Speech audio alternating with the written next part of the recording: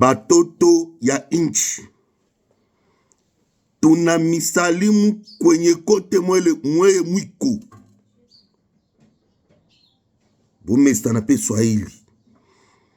Leo hapa ni le 24 février 2026.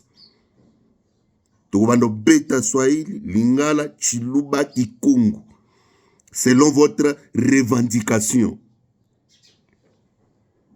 Narobiboui, Rumbish, récupérer. Kanyaru, récupérer. Bijombo, récupérer. Awaboui, ba frappe zo betaman Rubaya depuis des heures. Oyo kite. Nalobi boy. Des heures ya lelo. Frappe bandi na Rubaya. L'objectif c'est quoi? C'est de récupérer toutes les zones minières. Oyo kite. Nalobi boy. L'objectif est de récupérer ma localité des zones retraitées. Objectif est de récupérer toutes les zones minières. Il y a Masisi qui récupérer na Minembo. Oyo kite na le biboyi. Apa, objectif est de récupérer toutes les zones minières. Ndenge loba baluba. Kechiaga na chipeshanga ndubulo bumai. Oyo pesa kapena ngando makasi ezande mai. Ah boy, tozo récupérer toutes les zones minières. Tout à la sikoyo.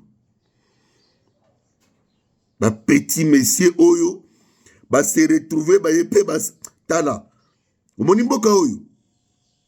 Moment d'aventure na moment distraction et si là nango. To récupérer toutes les zones minières. Rubaya ezotoka. L'objectif est de récupérer nos Rubaya. Et bongo bazole la po na nini. Inakwa buchungu. Ndenge eyemba mutura nyandoru. Inakwa sérieusement nakwa buchungu. Parce que ndenge mango makanise laka. Ndenge pe makamwezo kende. Te. Botela ba communiquer.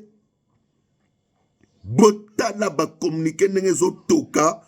Bazole la nega jeté. Lobi ba meka ki kotinda 2 camions fuzu. Pour renforcer Rubaya. Ah oui. Banashikia jambo. Jambo. Tuna misalimu botame 23 kwenye mwiko. Objectif ezaka moko bino obima. Soit bozo vanda tozo silana. Ah oui. Maramwezande boui. Un major du M23 tiwe à Minembwe. Minembwe mbende la Congo ezope palisusu.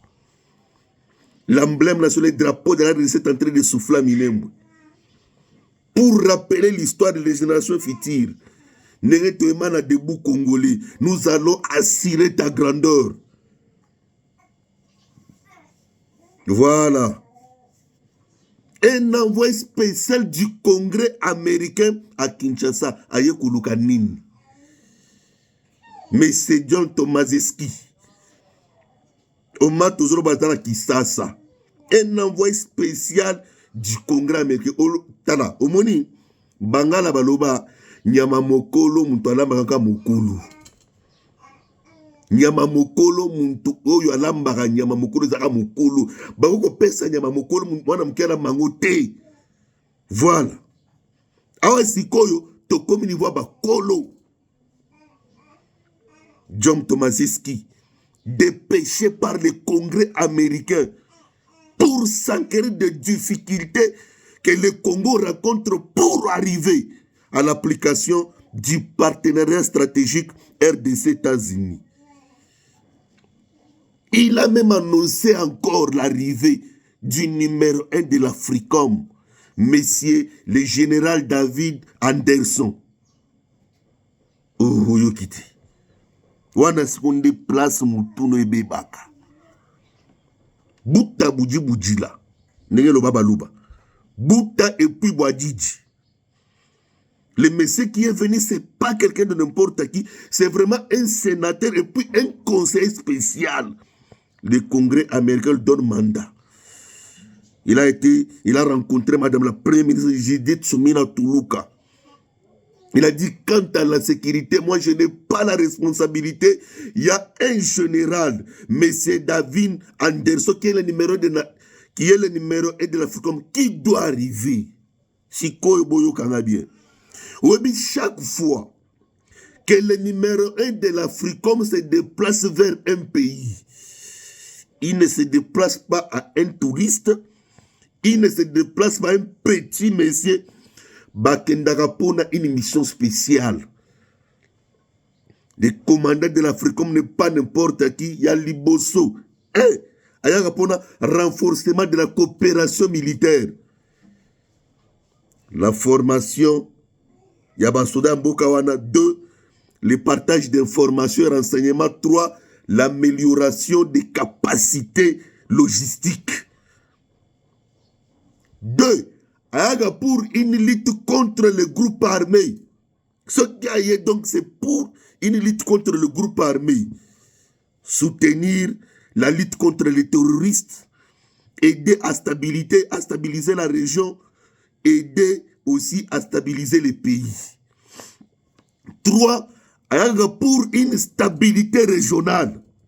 Commandant de l'Africom, il vient pour évaluer la situation sécuritaire. Il vient aussi pour voir les difficultés et discuter comment est-ce qu'on peut arriver à régler les tensions. 4, il vient pour les intérêts stratégiques économiques. Il vient lorsque les intérêts stratégiques économiques sont menacés. Sécurisation des chaînes d'approvisionnement, la réduction de l'influence d'autres puissances lorsqu'ils constatent que dans ces pays de puissances qui s'imposent comme la Chine dans notre pays. 4, il vient pour un message politique et diplomatique. Il vient pour un signal de soutien au gouvernement en place. Babilogo, ndera lobeli boy, nde makambozo à la Congo. Mutoki mati. Tokende.